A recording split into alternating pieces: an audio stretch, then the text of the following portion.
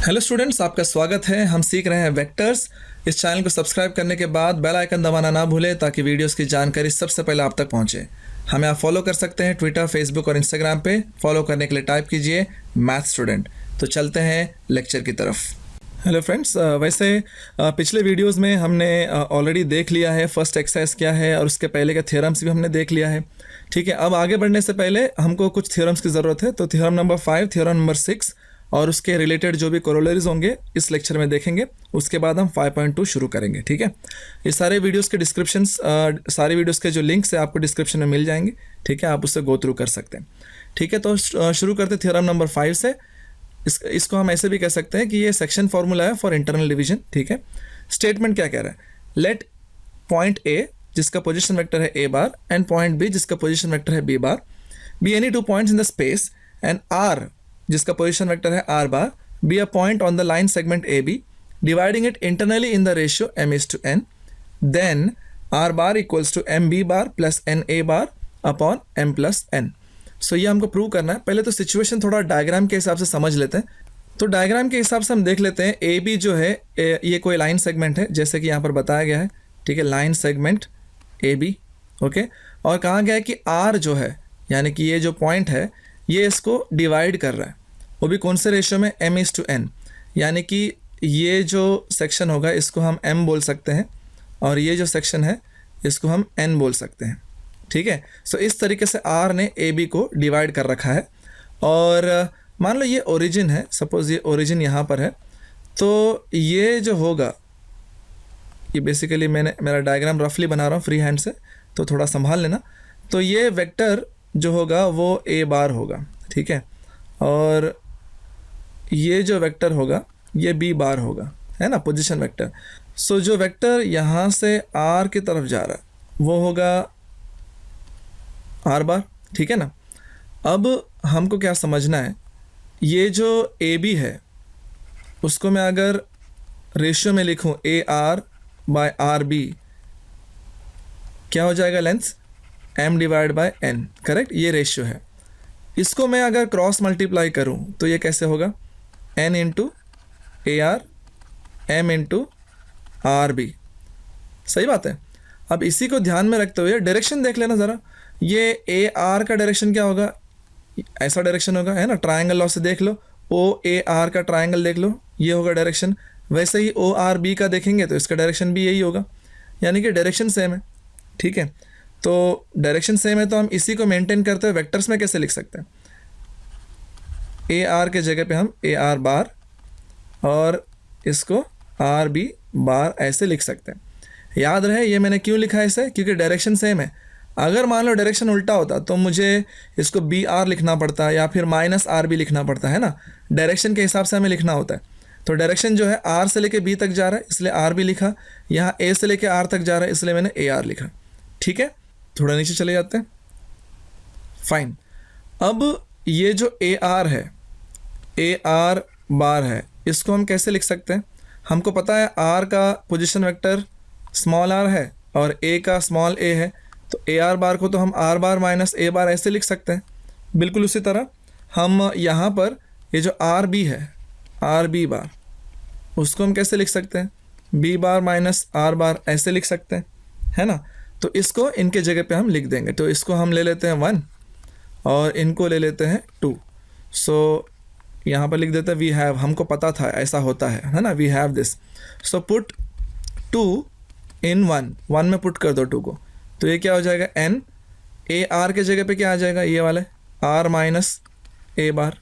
Correct, equals to M into R B के जगह क्या आ जाएगा? ये वाला बी माइनस आर बार। ठीक है ना, ब्रैकेट्स ओपन कर दो, क्या होगा? ये N R minus N A equals to M B minus M R. अब आर वाले साथ में ले लो, क्या हो जाएगा? M R plus N R. ठीक है, अब हम इसको ऐड कर देंगे यहाँ पर इस तरफ, तो ये क्या हो जाएगा? M B bar plus N A bar. ठीक है ना, मैंने सिर्फ रीअरेंज किया है। ठीक है, मुझे आर वाले एक साथ चाहिए था तो मैंने ले लिया, और जो आर नहीं है उसको दूसरी तरफ ले लिया। तो यहाँ इसमें से देखो आर कॉमन ले लो, क्या हो जाएगा? एम प्लस एन आ जाएगा, और यहाँ पर M B bar plus N A bar तो वैसे ही है। ठीक है, थोड़ा नीचे चले जाते हैं। फाइन, अब इसमें से जब हमको आर बार चाहिए तो इसको हम देखो कैसे लिख सकते हैं, M B bar plus N A bar, divide कर दो दोनों तरफ ना एम प्लस एन से, ठीक है, यहाँ से हमको मिल जाएगा आर बार। ठीक है, अब ये जो मिला है इसको बॉक्स में डाल लेते हैं, है ना, क्योंकि यही तो हमको चाहिए। प्रूफ देख लो, थ्योरम में देख लो क्या मांगा है। हाँ, यहाँ देखो पूछा गया है कि अगर ऐसा सिचुएशन है यानी कि ए बी है, आर डिवाइड किया है वगैरह वगैरह, तो आर बार को हम ऐसे लिख सकते हैं, ये प्रूव करो। तो हमने प्रूव कर दिया भाई, ये देखो आर बार को हम ऐसे लिख सकते हैं, है ना। इसको हम क्या क्या नाम से बोल सकते हैं, इसको हम बोल सकते हैं section formula for internal division,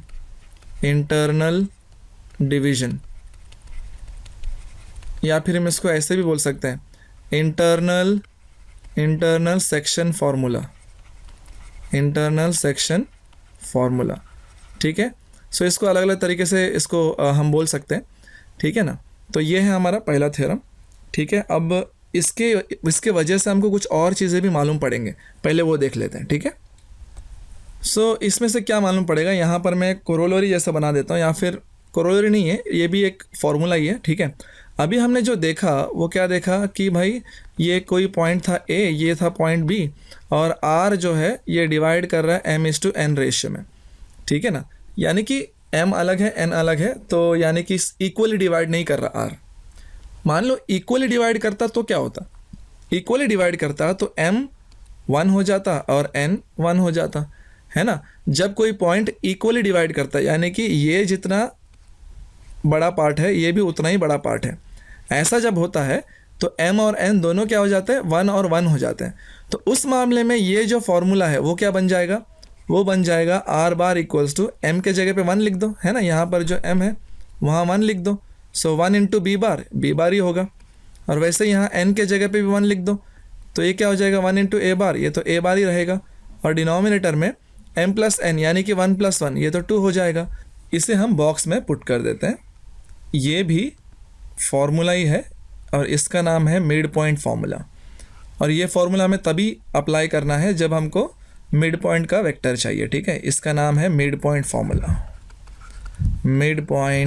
formula, okay fine. तो इसी के साथ ये थ्योरम और इसके साथ में जो फार्मूला आने चाहिए थे ये हमने सीख लिया है, ठीक है। चलते हैं अगले थ्योरम के पास। सो ये थ्योरम नंबर 6, और इसको हम कह सकते हैं section formula for external division, और इसका स्टेटमेंट है कि let A and B be any 2 points in the space and R be the third point on the line A B, dividing segment A B externally in the ratio m/n, then R bar equals to m b bar minus n a bar upon m-n। So इसको हम पहले इस situation को diagram से समझ लेते हैं, ठीक है, आगे बढ़ने से पहले। सो डायग्राम कुछ इस तरीके से होगा, डायग्राम कुछ इस तरीके से है, और स्टेटमेंट के हिसाब से पॉइंट ए का पोजीशन वेक्टर है a बार, सो मैं इसको ओरिजिन के साथ जोड़ देता हूँ, वो हमारा ओरिजिन है, ठीक है, ये है a बार और ये है b बार। डायग्राम थोड़ा एडजस्ट कर लेना, ठीक है, मैंने फ्री हैंड से बना रहा हूँ तो यहाँ वहाँ हो जा रहा है, ठीक है। नाउ यहाँ पर कह रहे हैं कि R जो है एक ऐसा पॉइंट है जो AB को एक्सटर्नली डिवाइड कर रहे हैं, कि बाहर से डिवाइड कर रहे हैं कुछ इस तरीके से, और रेशियो क्या है m/n, यानी कि A और R के बीच में जो सेक्शन है उसको हम m बोल सकते हैं, और B और R के बीच में जो सेक्शन है उसको हम n बोल सकते हैं, ठीक है। अगर मैं पॉइंट R को कनेक्ट करना चाहूँ तो ये जो वेक्टर है वो R बार होगा, ठीक है। सो इस चीज़ को ध्यान रखो, मैं थोड़ा सा आपको फिर एक बार दोहरा देता हूँ। ये A और R के बीच में जो सेक्शन है वो M है, और B और R के बीच में जो सेक्शन है वो N है ना। तो इस तरीके से इसको डिवाइड किया गया है, फाइन। तो आगे बढ़ते हैं, और अगर हम डायरेक्शन के बारे में बात करें, ठीक है, सो डायरेक्शन होगा AR और BR, ठीक है, इसी तरीके से होगा। और अगर हम लोग इसके रेशियो को देखें तो इस तरीके से है ना, कुछ AR upon BR is equals to M upon N, correct है। AR upon BR equals to M upon N। ना इसको हम क्रॉस मल्टीप्लाई कर देंगे तो N इंटू AR हो जाएगा M इंटू बी आर हो जाएगा, ठीक है। इसी को अगर डायरेक्शन के साथ बनाए तो डायरेक्शन तो सेम है दोनों का, सो वेक्टर के फॉर्म में लिख देंगे तो ये कुछ इस तरीके से हो जाएगा। करेक्ट है, करेक्ट है, क्योंकि सेम डायरेक्शन मेंटेन कर रहे हैं, है ना। और हमको इसको 1 ले लेते हैं, और हमको ये तो पता ही है कि ए आर बार को हम कैसे लिख सकते हैं, आर माइनस ए बार, और बी आर बार को हम कैसे लिख सकते हैं, R minus B bar. Correct, ये तो बेसिक है। फाइन, इसको मैं ले लेता हूँ 2। अब ये 2 को 1 में पुट करेंगे, थोड़ा नीचे चलते हैं, ठीक है। फाइन, सो यहाँ पर हम क्या करेंगे, 2 को 1 में पुट कर देंगे, पुट 2 इन 1।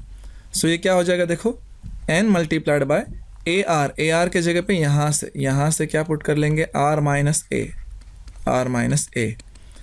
Equals to m into B R के जगह पे आर माइनस बी, ठीक है ना, आर माइनस बी पुट कर दिया।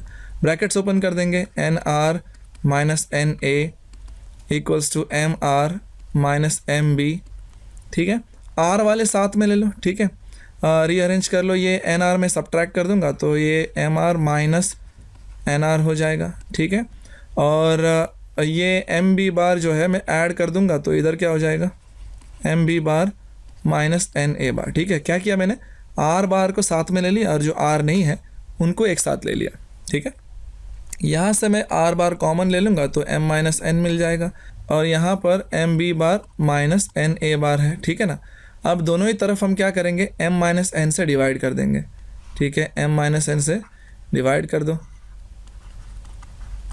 तो यहाँ पर जो है लेफ्ट साइड में m माइनस एन ऊपर भी है नीचे भी है, कैंसिल हो जाएगा, तो क्या बचेगा, तो हमारे पास बचेगा r bar equals to M B bar minus N A bar upon m minus N. So इस तरीके से ये जो बना है ये है एक्सटर्नल सेक्शन फार्मूला। इसको 2 तरीके से बोल सकते हैं, अलग अलग लोग तरीके से बोलते हैं। Section formula for external division ऐसे बोलते हैं इसको, एक्सटर्नल डिवीजन, या फिर हम इसको एक्सटर्नल सेक्शन फार्मूला ऐसे भी कह सकते हैं, एक्सटर्नल सेक्शन फार्मूला, है ना, ऐसे भी कह सकते हैं। फाइन, तो यहाँ पर जो है ये थ्योरम ख़त्म होता है, ठीक है। आगे बढ़ते हैं। हमें ये समझना है कि सबसे पहला यहाँ लिख देता हूँ मैं, कुछ पॉइंट्स है नोट, ठीक है। अगर मान लो हमको इस तरीके से हमको लाइन सेगमेंट दिया हुआ है और हमको कहा गया है कि आर जो है ये ए और बी को डिवाइड कर रहा है, और हमको ये भी बताया गया है कि इसका पोजीशन वेक्टर बी बार है और इसका पोजीशन वेक्टर ए बार है और ये आर बार है।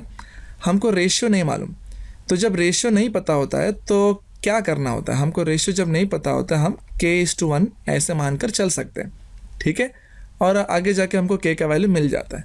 फाइन, तो जब इंटरनल सेक्शन फार्मूला लेंगे तो आप उसके हिसाब से k:1 का रेशियो अप्लाई कर दो, क्या हो जाएगा, R bar equals to k B bar plus 1 into A bar upon k plus 1।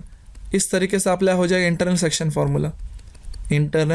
Formula ISF, ठीक है। वही अगर एक्सटर्नल के लिए लिखना है, ये तो मैंने डायग्राम इंटरनल के लिए बनाया है, ठीक है। इमेजिन कर लो एक्सटर्नल के लिए क्या होगा, के B bar minus A bar upon के माइनस 1, इतना ही फ़र्क होगा, ये होगा एक्सटर्नल सेक्शन फार्मूला, ठीक है। ये हमको याद रखना है। फाइन, और दूसरा क्या करना है, दूसरा पॉइंट हमको ये समझना है कि सेंट्रॉइड क्या होता है। याद रहे, मैं अगर कोई ट्रायंगल बना के दिखाऊं आपको, हम सभी मीडियन क्या है ये तो जानते ही होंगे, ठीक है। अगर सपोज ट्रायंगल है ABC, ठीक है, मीडियन क्या करता है, मीडियन हमेशा वर्टेक्स से निकलता है ना, जो कोने कॉर्नर पॉइंट्स है वहाँ से निकलता है और सामने वाले साइड को इक्वल पार्ट्स में डिवाइड कर देता है। तो ऐसा कितने सारे मीडियन बना सकते हैं आप, ऐसे आप ट्रायंगल में 3 मीडियन बना सकते हैं, ठीक है। मैं यहाँ पर भी बना देता हूँ, ठीक है, 3 मीडियन आप बना सकते हो। सो ये जो 3 मीडियन है ये एक ही पॉइंट पे कट होते हैं, और मैथमेटिक्स में उसको उस पॉइंट को नाम दिया गया है जी किसका नाम है, सेंट्रॉइड। और सेंट्रॉइड का मतलब क्या होता है, सेंटर ऑफ ट्रायंगल के सेंटर को सेंट्रॉइड बोलते हैं। तो कहने का क्या मतलब है, अगर आपको ये जो वर्टाइसिस है उसका अगर आपको पोजीशन वेक्टर मालूम है तो सेंट्रॉयड का भी जी बार हो जाएगा वैसे तो आप सेंट्रॉयड का वेक्टर क्या है बता सकते हैं कैसे, वर्टाइसिस को यूज़ करके A bar plus B bar plus C bar divide by 3। समझ आ गया? तो ये है आपका centroid formula for triangle.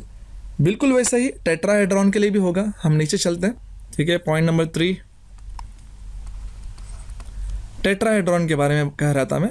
Tetrahedron कैसे होगा? टेट्राहेड्रॉन में 4 वर्टाइसेस होते हैं, ठीक है।